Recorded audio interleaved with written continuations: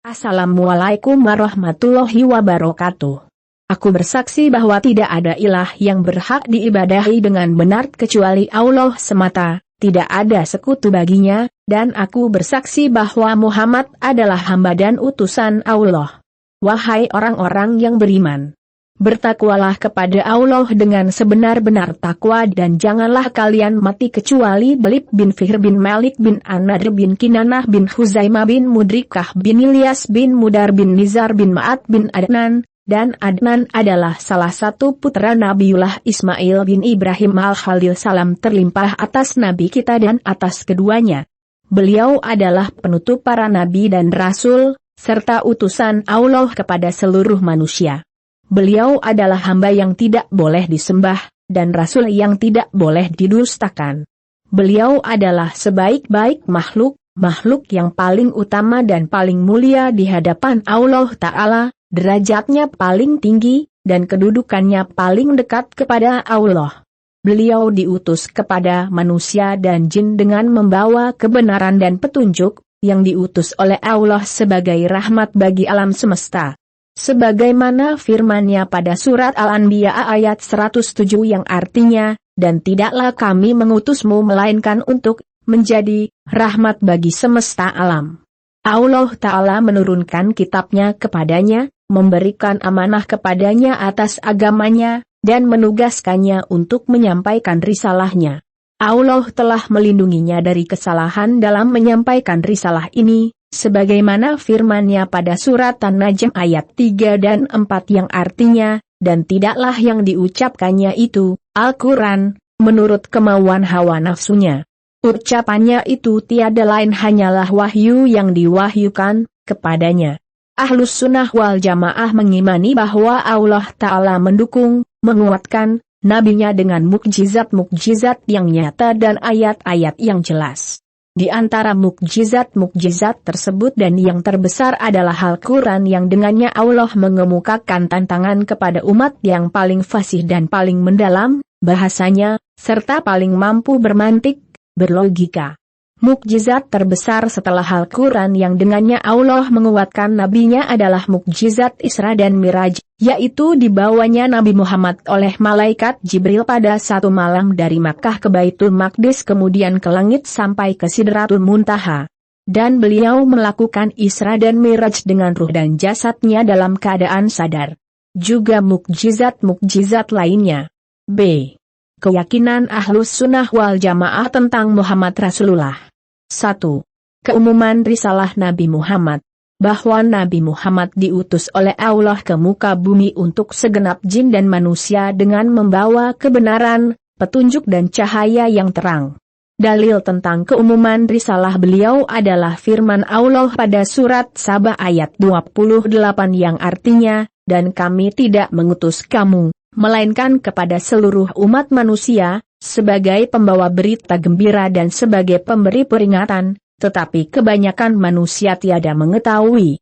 Rasulullah bersabda, aku dianugerahi 5 perkara yang tidak pernah diberikan kepada seorang pun dari rasul-rasul sebelumku, yaitu 1. Aku diberikan pertolongan dengan takutnya musuh mendekatiku dari jarak sebulan perjalanan. 2. Dijadikan bumi bagiku sebagai tempat salat dan bersuci, untuk tayamum, maka siapa saja dari umatku yang mendapati waktu salat, maka hendaklah ia salat. 3. Dihalalkan rampasan perang bagiku dan tidak dihalalkan kepada seorang nabi pun sebelumku. 4. Dan aku diberikan kekuasaan memberikan syafaat, dengan izin Allah. 5. Nabi-nabi diutus hanya untuk kaumnya saja sedangkan aku diutus untuk seluruh manusia. Mereka, Ahlus Sunnah, mengimani dan meyakini bahwasanya beliau adalah hamba Allah dan utusannya. Ahlus Sunnah menyaksikan dan meyakini bahwa Nabi Muhammad adalah Rasul yang paling mulia dan penghulu seluruh makhluk. Beliau adalah hamba Allah dan utusannya, 2 sifat ini, hamba dan utusan, untuk menolak adanya sifat gulu, melampaui batas, dan tafrid, melalaikan hak-hak beliau. 2. Ahlus Sunnah meyakini bahwa Nabi Muhammad adalah penutup para nabi. Setiap orang yang mendakwahkan adanya kenabian sesudah Nabi, maka yang demikian itu adalah sesat dan kufur. Allah berfirman pada surat Al-Ahzab ayat 40 yang artinya, Muhammad itu sekali-kali bukanlah bapak dari seorang laki-laki di antara kamu, tetapi ia adalah Rasulullah dan penutup para nabi. Dan Allah Maha mengetahui segala sesuatu. Nabi menyebutkan akan adanya Dajjal, pendusta, yang mengaku sebagai nabi. Kemudian Nabi bersabda, dan sesungguhnya akan muncul pada umatku pendusta yang jumlahnya 30 orang, mereka semua mengaku sebagai nabi, sedangkan aku adalah penutup para nabi dan tidak ada nabi sepeninggalku. Nabi bersabda, aku memiliki 5 nama. 1. Aku Muhammad, yang terpuji. 2. Aku adalah Ahmad, yang banyak memuji. 3. Aku adalah Al-Mahi, penghapus, di mana melalui perantaraanku Allah menghapus kekufuran. 4. Aku adalah Al-Ha'asyir, pengumpul, yang mana manusia akan dikumpulkan di hadapanku. 5. Aku juga mempunyai nama Al-Aqib, belakangan penutup, tidak ada lagi nabi yang datang sesudahku. 3. Ahlus Sunnah berkeyakinan bahwa Rasulullah tidak mengetahui masalah yang gaib semasa hidupnya kecuali yang diajarkan oleh Allah, apalagi setelah beliau wafat. Allah berfirman pada surat Al-An'am ayat 50 dan 60 yang artinya, katakanlah, Muhammad, aku tidak mengatakan kepadamu, bahwa perbendaharaan Allah ada padaku, dan aku tidak mengetahui yang gaib dan aku tidak, pula, mengatakan kepadamu bahwa aku adalah malaikat. Aku hanya mengikuti apa yang diwahyukan kepadaku. Katakanlah, apakah sama antara orang yang buta dengan orang yang melihat? Apakah kamu tidak memikirkannya? Kalau Rasulullah tidak mengetahui masalah yang gaib, maka apalagi orang lain? Karena yang mengetahui masalah yang gaib hanya Allah semata. Allah berfirman pada surat An-Naml ayat 5 yang artinya, katakanlah, tidaklah ada seorang pun di langit dan di bumi yang mengetahui perkara yang gaib kecuali Allah, dan mereka tidak mengetahui kapan mereka. Ahlus Sunnah wal Jamaah sepakat tentang wajibnya mencintai dan mengagungkan Nabi Muhammad melebihi kecintaan dan pengagungan terhadap seluruh makhluk Allah. Akan tetapi dalam mencintai dan mengagungkan beliau tidak boleh melebihi apa yang telah ditentukan syariat, karena bersikap gulu, berlebih-lebihan, dalam seluruh perkara agama akan menyebabkan kebinasaan. Rasulullah bersabda, tidaklah beriman seorang di antara kalian hingga aku lebih dicintainya melebihi kecintaannya kepada orang tuanya, anaknya, dan seluruh manusia. Pertama-tama, wajib bagi setiap hamba mencintai Allah dan ini merupakan bentuk ibadah yang paling agung. Allah berfirman pada surat Al-Baqarah ayat 165 yang artinya, dan orang-orang yang beriman sangat besar cintanya kepada Allah. Ahlus Sunnah mencintai Rasulullah dan mengagungkannya sebagaimana para sahabat mencintai beliau lebih dari kecintaan mereka kepada diri dan anak-anak mereka, sebagaimana yang terdapat dalam kisah Umar bin Al-Khattab, yaitu sebuah hadits dari sahabat Abdullah bin Hisham. Ia berkata, kami mengiringi Nabi dan beliau menggandeng tangan Umar bin Al-Khattab. Kemudian Umar berkata kepada Nabi, wahai Rasulullah, sungguh engkau sangat aku cintai melebihi apapun selain diriku. Maka Nabi menjawab, tidak, demi yang jiwaku berada di tangannya, hingga aku sangat engkau cintai melebihi dirimu. Lalu Umar berkata kepada beliau, sungguh sekaranglah saatnya, demi Allah, engkau sangat aku cintai melebihi diriku. Maka Nabi bersabda, sekarang, engkau benar, wahai Umar. Maka berdasarkan hadits di atas, maka mencintai Rasulullah adalah wajib dan harus didahulukan daripada kecintaan kepada segala sesuatu selain kecintaan kepada Allah, sebab mencintai Rasulullah adalah mengikuti sekaligus keharusan dalam mencintai Allah. Mencintai Rasulullah itu adalah cinta karena Allah. Ia bertambah dengan bertambahnya kecintaan kepada Allah dalam hati seorang mukmin, dan berkurang dengan berkurangnya kecintaan kepada Allah. Orang yang beriman akan merasakan manisnya iman apabila hanya Allah dan Rasul-Nya yang paling dia cintai. Nabi bersabda, ada 3 perkara yang apabila perkara tersebut ada pada seseorang, maka ia akan mendapatkan manisnya iman, yaitu 1. Hendaknya Allah dan Rasul-Nya lebih ia cintai dari selain keduanya. 2.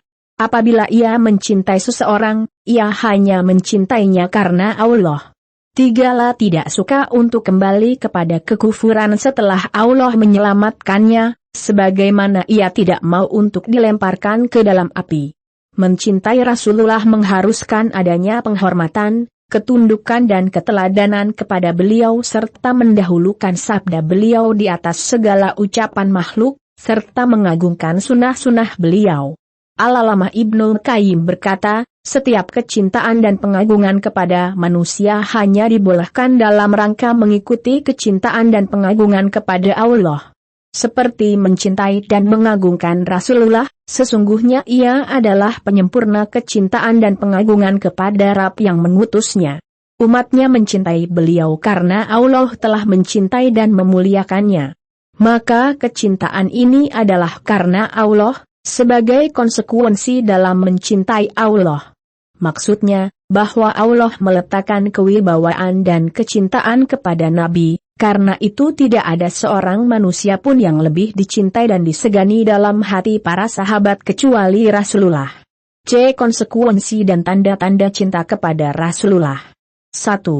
Mencintai Rasulullah mengharuskan adanya pengagungan, memuliakan, meneladani beliau dan mendahulukan sabda beliau atas segala ucapan makhluk serta mengagungkan sunnah-sunnah beliau.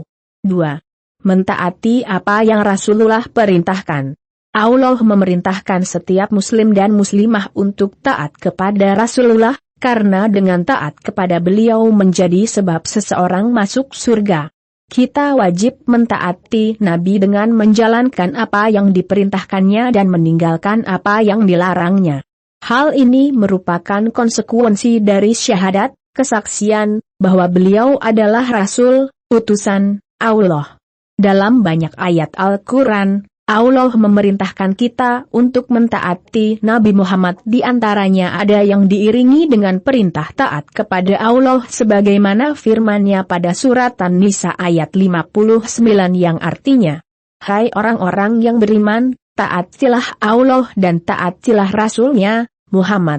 Terkadang pula Allah mengancam orang yang mendurhakai Rasul-Nya, sebagaimana dalam firman-Nya pada surat An-Nur ayat 63 yang artinya, maka hendaklah orang-orang yang melanggar perintah Rasul takut akan ditimpa fitnah, cobaan, atau ditimpa azab yang pedih, artinya baik berupa pembunuhan, had, pemenjaraan atau siksa-siksa lain yang disegerakan. Allah telah menjadikan ketaatan dan mengikuti Rasulullah sebagai sebab hamba mendapatkan kecintaan Allah dan ampunan atas dosa-dosanya. Allah menjadikan ketaatan kepada Nabi sebagai petunjuk dan mendurhakainya sebagai suatu kesesatan. Allah berfirman pada surat An-Nur ayat 54 yang artinya, dan jika kamu taat kepadanya, niscaya kamu mendapat petunjuk. Allah mengabarkan bahwa pada diri Rasulullah terdapat teladan yang baik bagi segenap umatnya. Allah berfirman pada surat Al-Ahzab ayat 21 yang artinya, sesungguhnya telah ada pada diri Rasulullah itu suri teladan yang baik bagimu, yaitu, bagi orang yang mengharap rahmat Allah dan kedatangan hari kiamat dan dia banyak menyebut nama Allah. Al-Hafiz Ibnu Katsir berkata, ayat yang mulia ini adalah pokok yang agung tentang meneladani Rasulullah dalam berbagai perkataan, perbuatan dan perilakunya. Untuk itu, Allah memerintahkan manusia untuk meneladani sifat sabar, keteguhan, kepahlawanan, perjuangan dan kesabaran Nabi dalam menanti pertolongan dari Rabb-Nya pada waktu Perang Ahzab. Semoga Allah senantiasa mencurahkan salawat dan salam kepada beliau hingga hari kiamat. 3. Membenarkan apa yang beliau sampaikan. Rasulullah tidak berkata menurut hawa nafsunya. 4. Menahan diri dari apa yang dilarang dan dicegah oleh beliau.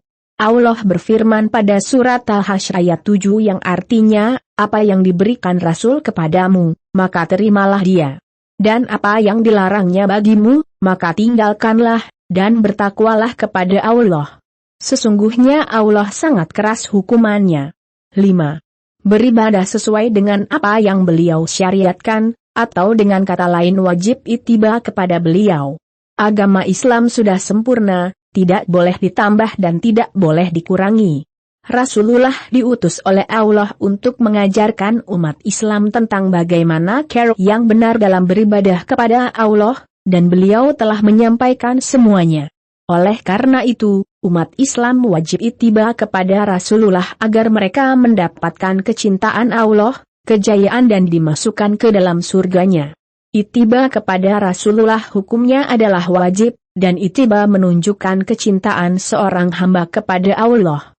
Allah berfirman pada surat Ali Imran ayat 31 yang artinya, katakanlah, jika kamu benar-benar mencintai Allah, ikutilah aku, niscaya Allah mencintai kamu dan mengampuni dosa-dosamu. Dan Allah Maha Pengampun lagi Maha Penyayang. Berkata Imam Ibnu Katsir, wafat tahun 774 Hijriah, ayat ini adalah pemutus hukum bagi setiap orang yang mengaku mencintai Allah namun tidak mau menempuh jalan Rasulullah, maka orang itu dusta dalam pengakuannya tersebut hingga ia mengikuti syariat dan agama yang dibawa Rasulullah dalam semua ucapan dan perbuatannya. Di antara tanda cinta kepada Rasulullah adalah dengan mengamalkan sunnahnya, menghidupkan, dan mengajak kaum muslimin untuk mengamalkannya. Serta berjuang membela as-sunnah dari orang-orang yang mengingkari as-sunnah dan melecehkannya. Termasuk cinta kepada Nabi adalah menolak dan mengingkari semua bentuk bidah, karena setiap bidah adalah sesat. 6. Anjuran bersalawat kepada Nabi. Di antara hak Nabi yang disyariatkan Allah atas umatnya adalah agar mereka mengucapkan salawat dan salam untuk beliau. Allah dan para malaikatnya telah bersalawat kepada beliau, dan Allah memerintahkan kepada para hambanya agar mengucapkan salawat dan salam kepada beliau. Allah berfirman pada surat Al-Ahzab ayat 56 yang artinya, sesungguhnya Allah dan malaikat-malaikatnya bersalawat untuk Nabi. Wahai orang-orang yang beriman, bersalawatlah kalian untuk Nabi dan ucapkanlah salam penghormatan kepadanya. Diriwayatkan bahwa makna salawat Allah kepada Nabi adalah pujian Allah atas beliau di hadapan para malaikatnya, sedang salawat malaikat berarti mendoakan beliau, dan salawat umatnya berarti permohonan ampun bagi beliau. Dalam ayat di atas, Allah telah menyebutkan tentang kedudukan hamba dan Rasulnya Muhammad pada tempat yang tertinggi, bahwasanya dia memujinya di hadapan para malaikat yang terdekat, dan bahwa para malaikat pun mendoakan untuknya. Lalu Allah Ta'ala memerintahkan segenap penghuni alam ini untuk mengucapkan salawat dan salam atasnya, sehingga bersatulah pujian untuk beliau di alam yang tertinggi dengan alam terendah, bumi. Adapun makna, ucapkanlah salam untuknya adalah berilah beliau penghormatan dengan penghormatan Islam. Dan jika bersalawat kepada Nabi Muhammad hendaklah seseorang menghimpunnya dengan salam untuk beliau. Karena itu hendaknya tidak membatasi dengan salah satunya saja.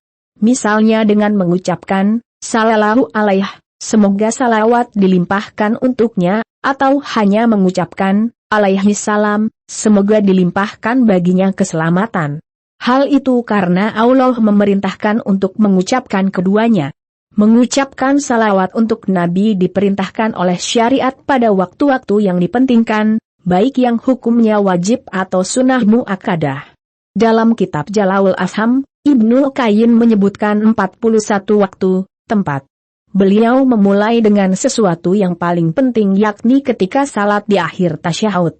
Di waktu tersebut para ulama sepakat tentang disyariatkannya bersalawat untuk Nabi di antara waktu lain yang beliau sebutkan adalah di akhir kunut, kemudian saat khutbah, seperti khutbah Jumat, hari raya dan istisqa, kemudian setelah menjawab azan, ketika berdoa, ketika masuk dan keluar dari masjid, juga ketika menyebut nama beliau. Rasulullah telah mengajarkan kepada kaum muslimin tentang tata cara mengucapkan salawat. Rasulullah menganjurkan untuk memperbanyak membaca salawat kepadanya pada hari Jumat. Rasulullah bersabda, perbanyaklah kalian membaca salawat kepadaku pada hari dan malam Jumat. barang siapa yang bersalawat kepadaku sekali niscaya Allah bersalawat kepadanya 10 kali. Kemudian Ibnu Qayyim menyebutkan beberapa manfaat dari mengucapkan salawat untuk Nabi di mana beliau menyebutkan ada 40 manfaat. Di antara manfaat itu adalah 1. Salawat merupakan bentuk ketaatan kepada perintah Allah. 2.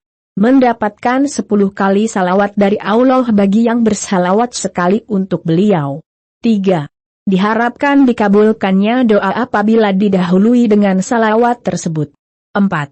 Salawat merupakan sebab mendapatkan syafaat dari Nabi, jika ketika mengucapkan salawat diiringi dengan permohonan kepada Allah agar memberikan wasilah, kedudukan yang tinggi, kepada beliau pada hari kiamat. 5. Salawat merupakan sebab diampuninya dosa-dosa. 6. Salawat merupakan sebab Nabi menjawab orang yang mengucapkan salawat dan salam kepadanya. Tetapi tidak dibenarkan mengkhususkan waktu dan cara tertentu dalam bersalawat dan memuji beliau kecuali berdasarkan dalil sahih dari Al-Quran dan As-Sunnah. Para ulama Ahlus Sunnah telah banyak meriwayatkan lafaz-lafaz salawat yang sahih, sebagaimana yang telah diajarkan Rasulullah kepada para sahabatnya. Di antaranya adalah, Ya Allah, berikanlah salawat kepada Muhammad dan keluarga Muhammad, sebagaimana Engkau telah memberikan salawat kepada Ibrahim dan keluarga Ibrahim. Sesungguhnya Engkau maha terpuji lagi maha mulia. Ya Allah, berikanlah berkah kepada Muhammad dan keluarga Muhammad, sebagaimana Engkau telah memberi berkah kepada Ibrahim dan keluarga Ibrahim. Sesungguhnya Engkau maha terpuji lagi maha mulia. Setiap muslim harus menjauhkan semua bentuk salawat bidah yang tidak ada asalnya dari Nabi dan wajib berpegang kepada hadits-hadits sahih yang datang dari Nabi, karena apa yang beliau ajarkan sudah cukup dan memadai, tidak boleh ditambah lagi. Semoga salawat dan salam senantiasa Allah limpahkan kepada Nabi yang mulia ini, juga bagi keluarga beliau, para sahabat, dan orang-orang yang mengikuti jejak beliau hingga hari kiamat. Larangan gulu, berlebih-lebihan, dalam memujah Nabi Muhammad. Gulu artinya melampaui batas.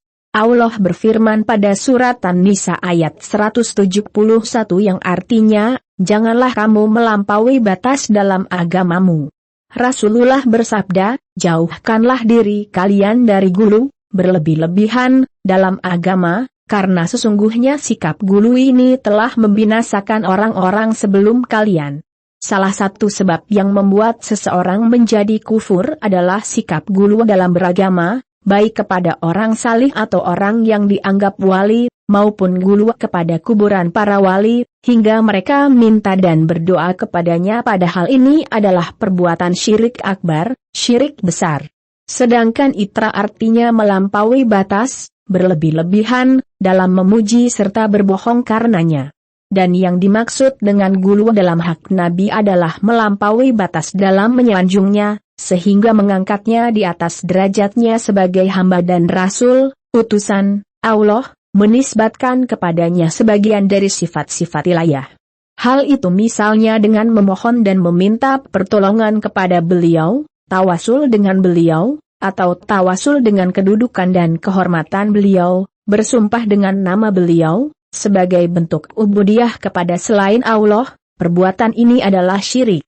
Dan yang dimaksud dengan itra dalam hak Nabi adalah berlebih-lebihan dalam memujinya, padahal beliau telah melarang hal tersebut melalui sabda beliau, janganlah kalian berlebih-lebihan dalam memujiku, sebagaimana orang-orang Nasrani telah berlebih-lebihan memuji Isa putra Maryam. Aku hanyalah hambanya, maka katakanlah, Abdullah wa Rasuluhu, hamba Allah dan Rasulnya. Dengan kata lain, janganlah kalian memujiku secara batil dan janganlah kalian berlebih-lebihan dalam memujiku. Hal itu sebagaimana yang telah dilakukan oleh orang-orang Nasrani terhadap Isa, sehingga mereka menganggapnya memiliki sifat ilahiyah. Karenanya, sifatilah aku sebagaimana Rabbku memberi sifat kepadaku, maka katakanlah, hamba Allah dan Rasul, utusannya. Abdullah bin As-Syahir berkata, ketika aku pergi bersama delegasi Bani Amir untuk menemui Rasulullah, kami berkata kepada beliau, engkau adalah Sayyid, penghulu, kami. Spontan Nabi menjawab. Sayyid, penghulu, kita adalah Allah. Lalu kami berkata, dan engkau adalah orang yang paling utama dan paling agung kebaikannya. Serta-merta beliau mengatakan, katakanlah sesuai dengan apa yang biasa, wajar, kalian katakan, atau seperti sebagian ucapan kalian dan janganlah sampai kalian terseret oleh setan. Anas bin Malik berkata, sebagian orang berkata kepada beliau, wahai Rasulullah, wahai orang yang terbaik di antara kami dan putra orang yang terbaik di antara kami. Wahai Sayyid kami dan putra penghulu kami, maka seketika itu juga Nabi bersabda, wahai manusia, ucapkanlah dengan yang biasa, wajar, kalian ucapkan. Jangan kalian terbujuk oleh syaitan, aku adalah Muhammad, hamba Allah dan Rasul-Nya. Aku tidak suka kalian mengangkat, menyanjung, ku di atas, melebihi, kedudukan yang telah Allah berikan kepadaku. Beliau membenci jika orang-orang memujinya dengan berbagai ungkapan seperti, engkau adalah Sayyidku, engkau adalah orang yang terbaik di antara kami, engkau adalah orang yang paling utama di antara kami, engkau adalah orang yang paling agung di antara kami. Padahal sudah diketahui sesungguhnya beliau adalah makhluk yang paling utama dan paling mulia secara mutlak. Meskipun demikian, beliau melarang mereka agar menjauhkan mereka dari sikap melampaui batas dan berlebih-lebihan dalam menyanjung hak beliau, juga untuk menjaga kemurnian tauhid. Selanjutnya beliau mengarahkan mereka supaya mensifati beliau dengan dua sifat yang merupakan derajat paling tinggi bagi hamba yang di dalamnya tidak ada gulu serta tidak membahayakan akidah. Dua sifat itu adalah Abdullah wa Rasuluh, hamba Allah dan utusannya. Beliau tidak suka disanjung melebihi dari apa yang Allah berikan dan Allah ridai. Tetapi banyak manusia yang melanggar larangan Nabi tersebut, sehingga mereka berdoa kepadanya, meminta pertolongan kepadanya, sesudah wafatnya, bersumpah dengan namanya serta meminta kepadanya sesuatu yang tidak boleh diminta kecuali kepada Allah. Hal itu sebagaimana yang mereka lakukan ketika peringatan Maulid Nabi dalam kasidah atau anasyid, di mana mereka tidak membedakan antara hak Allah Ta'ala dengan hak Rasulullah. Setiap muslim wajib mengetahui bahwa di antara faktor yang menyebabkan manusia menjadi kafir dan meninggalkan agama mereka yaitu sikap berlebih-lebihan kepada orang-orang salih, seperti yang terjadi pada kaum Nabi Nuh. Dari Ibnu Abbas tentang firman Allah pada surat Nuh ayat 23 yang artinya, dan mereka berkata, jangan sekali-kali kamu meninggalkan penyembahan ilah-ilah kamu dan jangan pula sekali-kali kamu meninggalkan penyembahan Wad, tidak juga Suwa, Yaphut, Yauk dan Nasr. Beliau berkata, ini adalah nama orang-orang salih dari kaum Nabi Nuh. Ketika mereka telah wafat, setan membisikkan kepada kaum mereka, buatlah patung-patung di tempat-tempat di mana mereka pernah mengadakan pertemuan di sana, dan mereka menamakan patung-patung itu dengan nama-nama mereka, maka kaum itu membuatnya, dan ketika itu, patung-patung tersebut belum disembah. Hingga setelah orang-orang yang membuat patung-patung tersebut meninggal dunia dan ilmu yang benar telah dilupakan, maka patung-patung tersebut pun disembah. Demikian kami sampaikan, semoga bermanfaat. Akhirul kalam wa akhirul dakwana walhamdulillahi rabbil alamin.